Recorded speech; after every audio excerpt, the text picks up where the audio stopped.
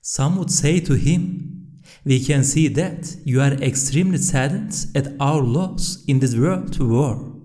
His reply was, "I have been able to bear my personal distresses, but the sadness arising from the anguish of the people of Islam has crushed me. I feel as though it is foremost my heart receiving the blows delivered onto the world of Islam. That is why I am so crushed. However, I see a light that will make me forget this anguish, inshallah." One of his greatest and most significant and effective services to the nation was his work titled Authorised, the 6 steps in which he spat on the face of those tyrants defending the dignity of religion and honor of Islam. His level of bravery was actively demonstrated when at the time Istanbul was occupied by foreign powers, and the reasonable and firm responses he gave in the form of 6 spats to the Anglican Church, who had posed 6 questions from the Shaykh al-Islam's office. The War of Independence from the occupation of Islam was taking place when he published his work, Authorised, the 6 steps. Following the occupation of Istanbul, the commander of the British forces was shown the book, and Bediüzzaman was deemed a serious threat to the occupation forces for his active opposition. Despite the determination of the British commander to get rid of him, he was told that if they attempted to assassinate him, the people and tribes of Eastern Anatolia would never forgive the British and would revolt at any cost, earning them their eternal enmity. The British forces occupying Istanbul attempted to deceive the Shaykh al-Islam and some of the scholars and turn them in favor of the occupation. In response, Bediüzzaman foiled their plots and propaganda through his work, Authorised, and his persistent activity in Istanbul by spreading information about their colonial intrigues and their historical animosity. He thus supported the national liberation forces in Anatolia and had become one of its greatest proponents. Included here is an excerpt of his words about this important service. One time, the British had destroyed the guns on the Bosphorus and had invaded Istanbul. The chief cleric of the Anglican Church, which is that country's highest official authority, asked the office of the Shaykh al-Islam 6 questions about religion. I was a member of the Darul Hikmetul Islamiyya at the time. I was told, "You answer them. They want a 600-word reply to their 6 questions." I said, "I will answer not with 600 words, not with 6 words, not even with a single word. My answer is with a spat. For you saw how the minute they had their foot on our throats in the Bosphorus, their chief cleric arrogantly started asking us questions. The best response to them is to spat in their face. Spat in the merciless face of those tyrants." Bediüzzaman's significant achievements in Istanbul began to attract the attention of the central government in Ankara. The central government invited him to visit Ankara for an official acknowledgement of his valuable services. Despite being invited by Kemal Pasha, his reply was, "I prefer to continue my struggle in the danger zones. I do not like fighting in trenches. I see here to be more at danger than Anatolia." The invitation was sent 3 times through encrypted messaging. Only when it was delivered by his close friend Tahsin Bey, the former governor of Van, who was now a member of parliament, Bediüzzaman accepted the invitation and set off to Ankara. When arrived to Ankara, he was greeted with applause. However, Bediüzzaman did not find the atmosphere he had hoped for. He decided to stay in a quarter called Hacı Bayram. When he entered parliament, he saw that, due to the pretext of westernization, parliamentarians had drawn distance from the symbols of Islam which was the cornerstone of national identity and honor for the Turks. Most had become indifferent towards religion. So he prepared a pamphlet to be circulated amongst the members of parliament, outlining the significance and necessity of remaining firm in the practice of worship, particularly the Salat. And Kazım Karabekir Pasha read out a copy to Kemal Pasha. The pamphlet read as follows: An address to the Parliament. In the name of God, the All-Merciful, the All-Compassionate. Surely, the prayer is obligatory for believers at fixed hours. O members of Parliament, you will be resurrected for a mighty day.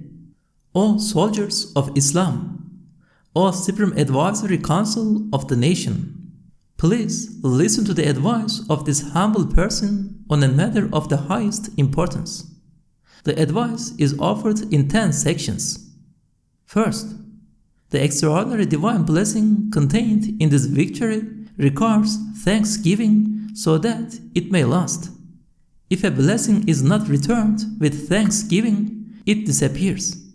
Now that you have saved the Qur'an from the enemy's attacks, with God's help, obey its clearest, most decisive injunctions, such as the prescribed prayer, so that its blessings may come to you constantly. Second, you have given joy to the Muslim world and won its love and favorable inclination. Nevertheless, this can endure only if you fulfill Islam's commandments, which demonstrate that Turkey is Muslim. Muslims love you because of your being Muslims. Third, you have commanded the soldiers of Islam who have been martyred or survived and who may be regarded as saints. Thus, you are expected to obey the Qur'an so that you may be in the company of those illustrious persons in the other world. Otherwise, although you hold a position of authority here, you will have to beg an ordinary soldier for light in the other. For all of its fame and honor, this base world is not so worthwhile that it can suffice you and be an end for you. Fourth, even if they themselves are not observant, Muslims still want their leaders to be pious. The first question the people in southeastern Turkey ask their officials is whether they pray. If they do, the people trust them. If they do not, the people condemn them, even if they are eminent officials. Once, the tribes of Beit al-Shabab rebelled against their officials. When I asked them why they did so, they answered, "Our governor does not pray and drinks alcohol. How can we obey such an irreligious person?" These people admitted that they did not pray. Moreover, they were robbers. Fifth, most prophets appeared in the East, while most philosophers emerge in the West. This is a sign of destiny showing that the main impulse for progress in the East is religion and the heart, not reason and philosophy. You have awakened the East. Now direct it in its proper and suitable course so that your efforts will not be in vain or of temporary, superficial use only.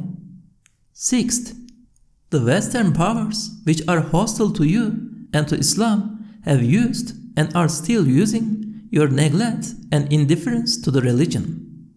Others who likewise exploit your neglect of the religion harm you and Islam as much as your enemies do.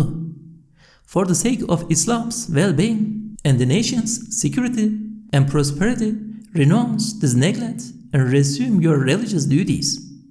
Do you not see that despite their external resolution and steadfastness, and causing some degree of awakening among Muslims, the followers of the Union and Progress Party were despised and hated by the people because they appeared indifferent to and careless in practicing Islam?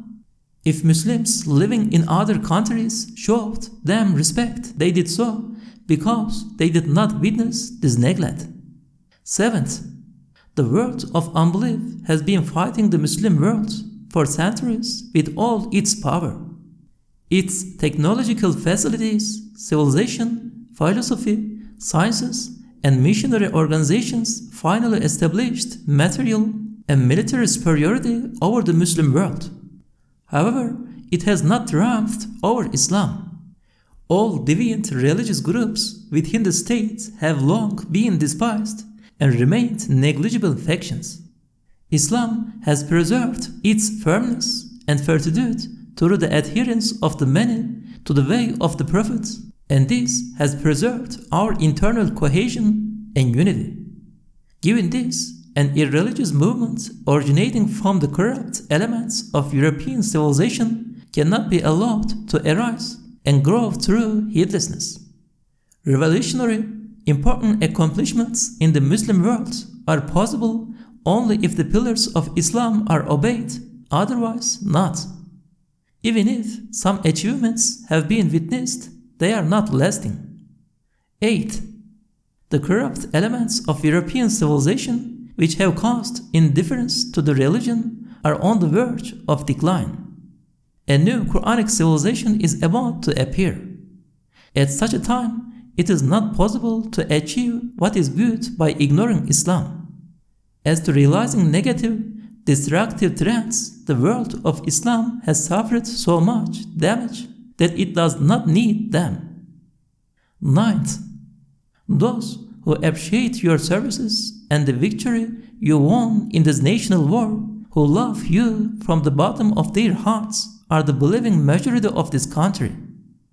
In particular, the common people are strong Muslims who sincerely love and support you, appreciate your sacrifices, and feel indebted to you. They present you a vast, very great power that has been awakened. For the benefit of Islam, you must build a connection with them and rely on them by obeying the Qur'an. Otherwise, since it runs against the well-being of Islam and Muslims to prefer a fortunate, deviant minority that wholeheartedly imitates the West or the Muslim masses, the Muslim world will turn away from you and seek help from others. 10th, only one who is tired of living tries to follow a way that is 90% certain to lead to perdition. There is a 99% chance of salvation in the prescribed prayers, an indispensable obligation of Islam that takes only an hour to perform. There can come, at most, 1% of worldly harm from praying, whereas there is a 99% chance of harm in not obeying Islam. I wonder what excuse can be given for neglecting or ignoring the Islamic obligations, for doing so is certain to harm one both in this world and the next. How do religious and national zeal allow it? People imitate this group of Muslim soldiers, the members of parliament, in their acts. People either imitate or criticize their leaders' defects and shortcomings. Whichever they do, it causes harm.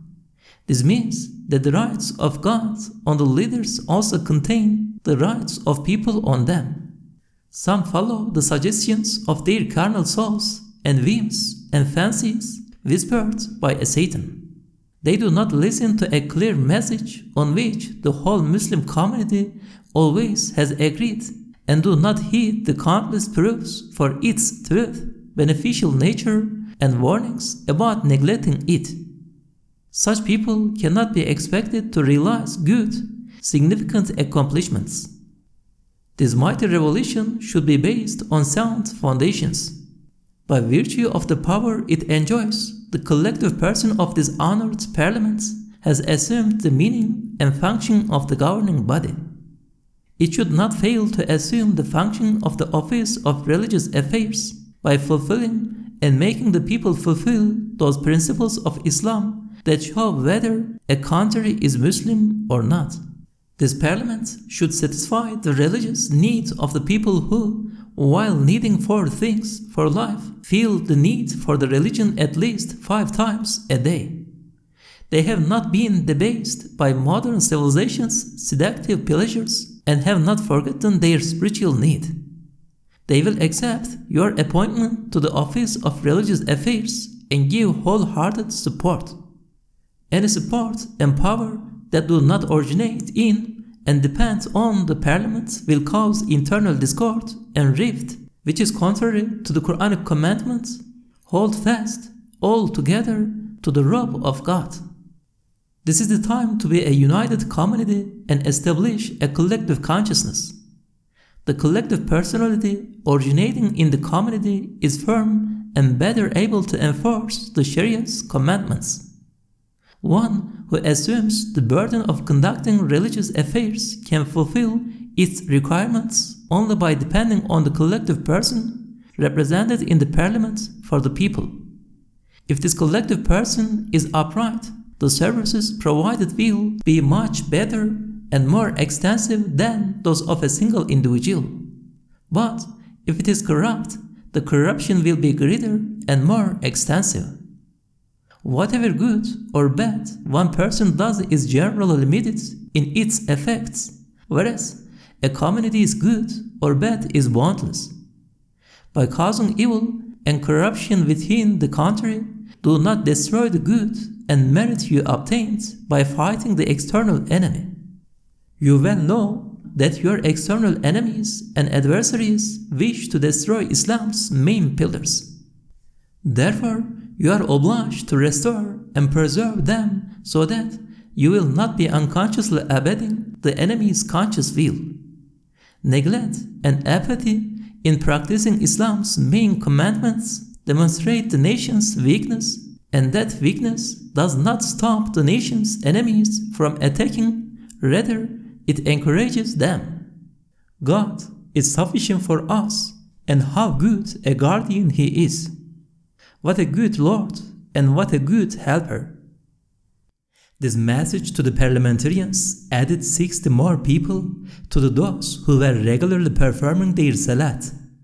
The small room allocated for prayers had to be moved to a much larger one. Having the pamphlets read by the parliamentarians, generals, and scholars upset the president and led to an altercation. One day, while in the president's office, they were exchanging views with 50 to 60 other parliamentarians sitting around them. Kemal Pasha, we are in need of a heroic Hoja like you. We invited you here to benefit from your elevated ideas. But you came and immediately started writing things about the prayers. You have caused division amongst us. Bediüzzaman responded with a few words and then angrily jabbed his finger towards him, saying, Pasha, Pasha, after Iman, the most elevated truth in Islam is the Salat, obligatory prayers. Those who do not perform the Salat are traitors, and the opinions of traitors are to be rejected. The Pasha responded apologetically and could not interfere. Throughout the time Bediüzzaman was in Ankara, he never wavered in his foremost aim in founding the Eastern University. One time, he addressed the parliamentarians as follows: I have been pursuing the establishment of this university all my life. Sultan Reshad and the leaders of the Committee of Unity and Progress have already allocated 20,000 gold liras. You too should contribute the same amount. They agreed and decided to allocate 150,000 banknotes for the project. Bediüzzaman asked the members of parliament to sign off on this decision. Some of them replied by saying, We are concerned that you are approaching this university project with the madrasa system and making Islam its primary basis, when now is the time to be like the West. Bediüzzaman, those eastern provinces are like the center of the world of Islam. It is imperative that religious knowledge is taught together with modern science. The fact that most of the prophets appeared in the East and most philosophers appeared in the West shows that the progress and development of the East is dependent on religion. even if you taught the modern sciences exclusively everywhere else. Indeed, for the benefit of this nation and country, the basis of education in the East must be religious knowledge. Otherwise, the Muslims who are not Turks will not be able to foster true brotherhood towards the Turks. Now, with all the enemies around us, what we need most is cooperation and solidarity. In fact, let me tell you a real example of this. Long ago, I had a student who was not a Turk. He was an intelligent and hard-working student in my former madrasa. Inspired by the lessons of devotion to the country he had received from his religious sciences, he would regularly say, "A righteous Turk is indeed a brother and is closer to me far more than my sinful brother or father." It was unfortunate for him that he later embarked on studying exclusively the modern sciences. When I returned from captivity 4 years later, I sat down and spoke to him. The topic of national zeal came up. He said, "Now I prefer a heretic Kurd over a righteous Turkish Hoca." I replied, "Oh no, how distorted has your thinking become?" And after working on him for a week, I saved him and brought him back to his previous truthful state. O parliamentarians, how needy is the Turkish nation of this student's former state? I leave it with you to judge how contrary to the benefit of this nation it is to have him in his second state. This means that even we assume you will implement political policies that prefer this world over the next and pay no importance to religion, in the East you will indeed give primacy to religious education. Upon hearing this truthful request, the opposing members left, and a total of 163 members signed off on the decision. Bediüzzaman had come to Ankara with the hope of a great awakening and development in the world of Islam, which was his dream since a young age and for which he was determined to sacrifice his life. His conversations with the hundreds of scholars and people of virtue prior to his visit to Istanbul, before the constitutional period, and his sudden emergence in Istanbul, which left the scholars in wonder and the authorities anxious, was a demonstration that he had in his spirit a state of establishing an Islamic revival. Since his younger years, he felt in his spirit the responsibility of this duty and its enthusiasm and passion. After the Declaration of Freedom, the various articles he published and speeches he gave to make constitutionalism serve the Sharia and explain how it would be the means of happiness in the lands of Anatolia and the world of Islam were all the result of the same hope and intention. As can be seen in his works such as Hutbe-i Şamiye, the Damascus Sermon, Sunuhat and Lema'at, he would express that in the darkness and turmoil of the future, the most powerful and most resonant voice will be the voice of the Qur'an.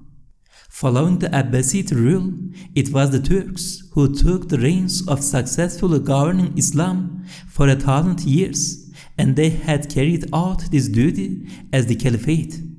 The advent of the First World War terrified the whole globe and led to the collapse of the Ottoman state. By occupying its capital centers, the eternal enemies of Islam reached the conclusion that Islam had been destroyed. Thus, with divine favor and blessing, Bediüzzaman had come to Ankara during such a significant period. He came with great hopes that the emerging establishments would revive religion and that he could work together with them. The new republic governments, with divine assistance and the miracle of the Prophet, upon whom be blessings and peace, thwarted the attacks of the enemy and came to power representing the authority of the people.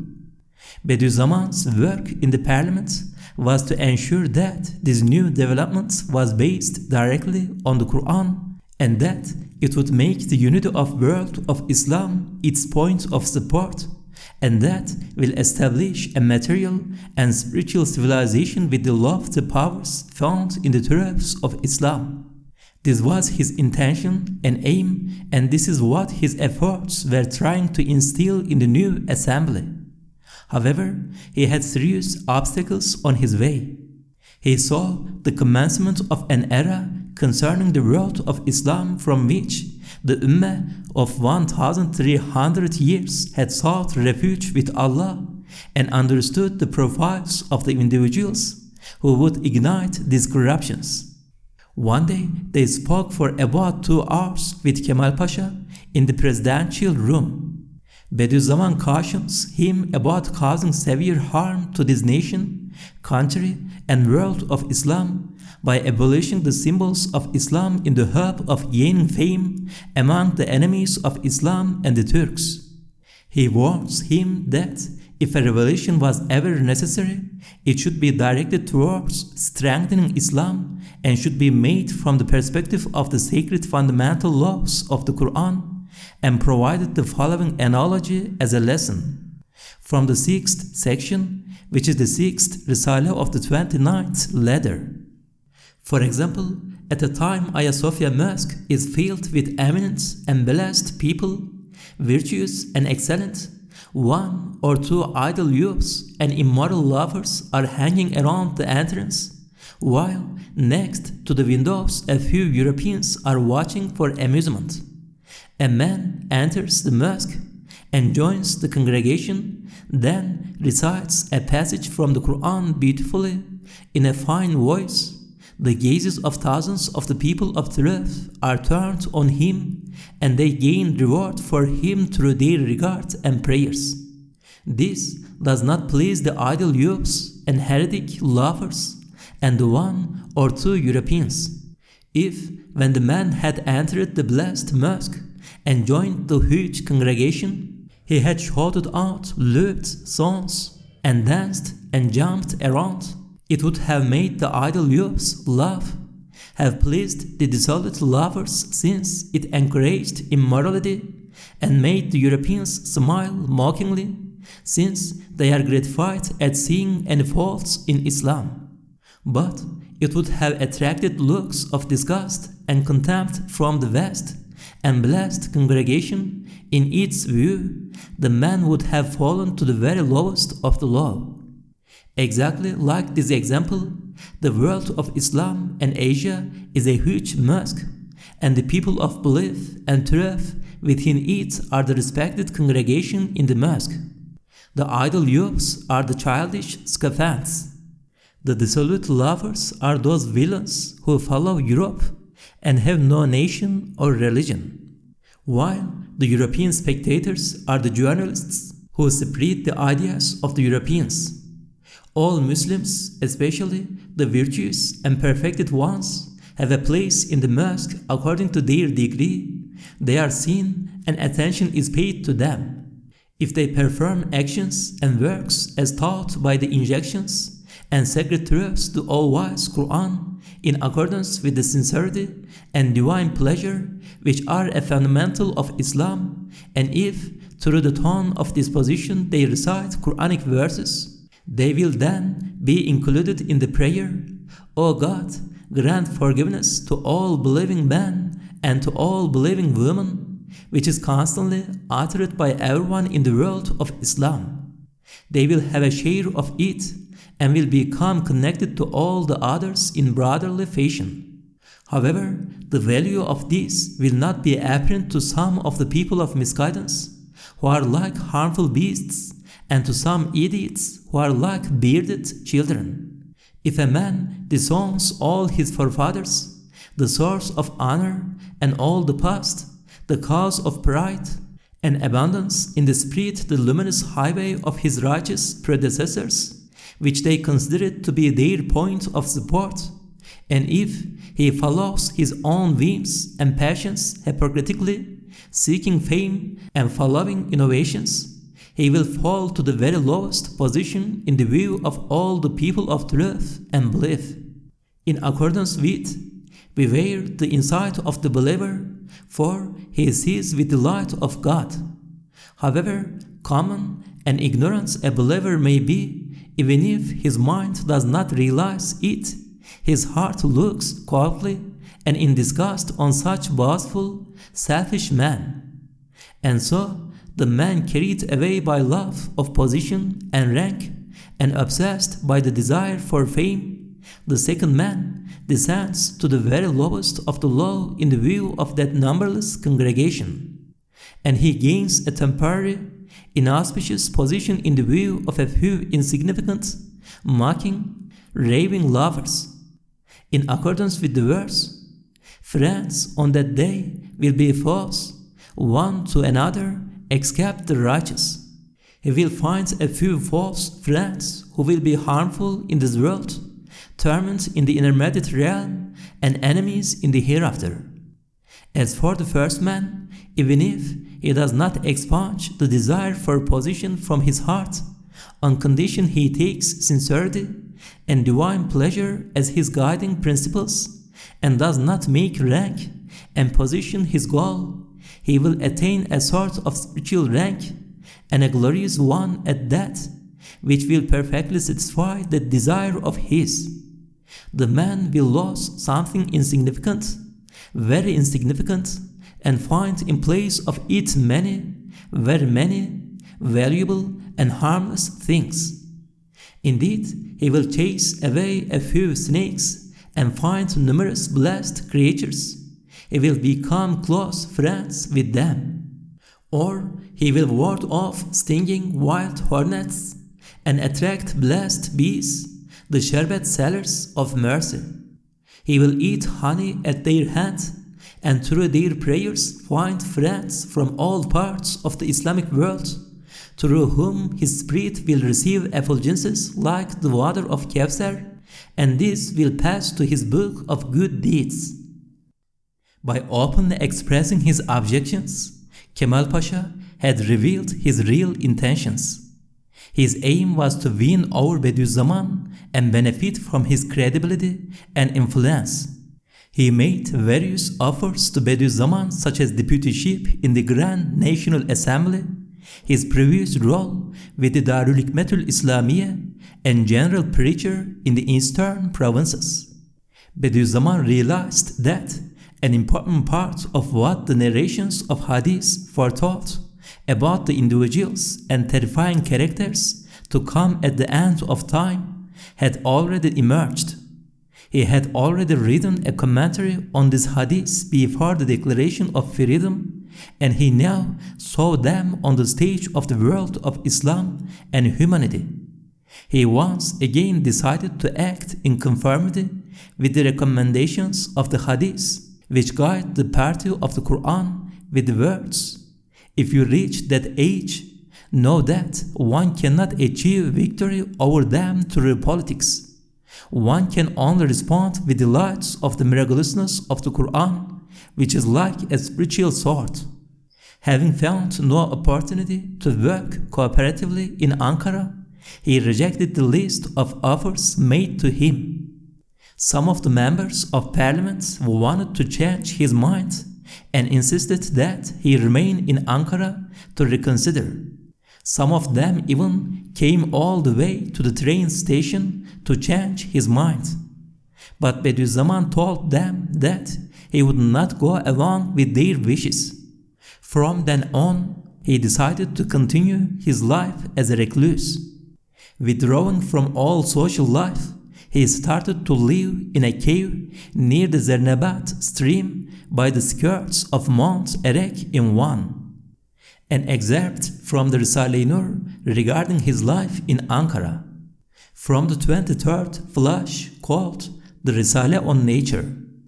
I went to Ankara in 1922 and found the moral of the people of Iman to be extremely high after the victory of the army of Islam over the Greeks. But I saw that an abominable current of atheism was treacherously trying to subvert, poison, and destroy their minds. "O Allah," I said, "this monster is going to harm the fundamentals of Iman."